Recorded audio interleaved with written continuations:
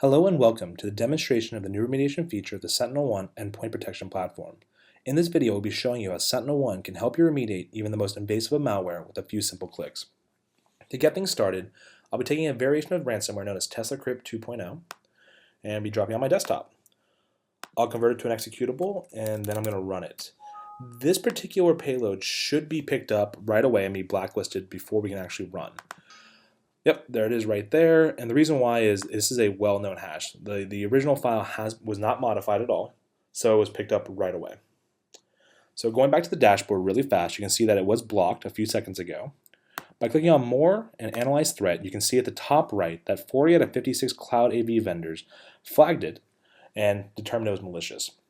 By clicking on Reputation, you can see the breakdown of the AV vendors, and by clicking on the drop-down, you can see the AV vendors that did flag as malicious and what they would have called the file. You'll notice that many of the AV solutions out there that you're familiar with today are actually in the list here, and they did luckily catch it.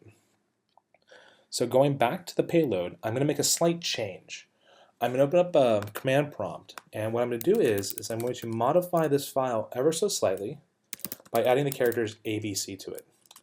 This is essentially going to make enough of a change to completely change the hash to hopefully bypass those other AV solutions out there. So by making that modification, I can now run it. So let me minimize that. And assuming that it runs, I'm going to open up the picture files because the TeslaCrypt does execute pretty quickly. So the first thing I'm going to do, I'm run the file. You're going to notice that it disappeared off my desktop, which is usually a sign that it ran. You'll notice that it quickly executed and encrypted all of my files, and it's actually going to be doing some other stuff in the background, encrypting all of those. Actually, this particular one goes after game files. This was actually plagued a lot of computer gamers out there in 2015. So luckily I don't have any of my game files on here, but oh, there's a pop-up, and there's the classic CryptoLocker message, essentially explaining what happened to you and what you have to do to essentially get your files decrypted. In this case, transferring them Bitcoins. So I'd like to clean this up a little bit here, just so you can see the encrypted files. So just kind of showcasing the files are fully encrypted. You got the videos, these are all encrypted. You'll see the classic restore files there. You'll also see the restore files on my desktop. They give you plenty of ways to show you that this is how you pay any money. Going back to the desktop, let's actually open up the dashboard. You'll now see that there is an active threat. A few seconds ago, the TeslaCrypt 2.0 is live and detected. Let's go to Analyze Threat now. You'll notice something a little bit different here. At the top right, Cloud Validation pretty much said that none of the AV vendors found this as being vulnerable. And the reason why is the hash is completely different. By adding the characters ABC, we changed the signature enough, and since it is an unknown signature, none of the AV vendors did pick it up. So kind of going back to the previous one, look at the summary, the hash 56325, now it's D7621. So it was able to successfully execute and bypass all the cloud AVs. Let's jump down the storyline so we actually can see exactly what happened with that file when it executed. Obviously, the first thing you're seeing here is explorer.exe executed, and then we ran with TeslaCrypt 2.0.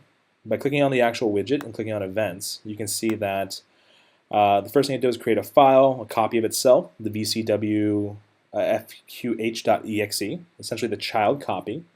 Make sure it wrote to the file, executed, all that good stuff. Going on to step 3 there, you have command.exe, and then it deleted the original copy. So essentially that's all it did. That's why you saw it disappear off the desktop. Going to step 4, the child copy, the VCW fqh, you can now see that this is where it actually started going through and encrypting all of the files slowly one by one. It also started creating the ransom notes. So you actually have that visibility. And then step 5 and 6 are just having command.exe running, as well as Notepad, the pop-ups you saw on the screen. So essentially you have the forensic view of exactly what you saw. Also, if you're not really a storyline flowchart kind of person, you actually have the raw data view as well, which has the same information, just broken down more in a tabular view, which you can then download as a JSON or CSV file. So it did some pretty bad stuff, essentially encrypting all the things that are important to me. With 2 clicks, I can now show you by clicking on More and then Rollback. This is one of the new remediation features of the SentinelOne EPP products. By doing so, you can actually see that SentinelOne is able to fully restore all of my files, essentially bringing my penguins back. You'll also notice that the desktops is also clear.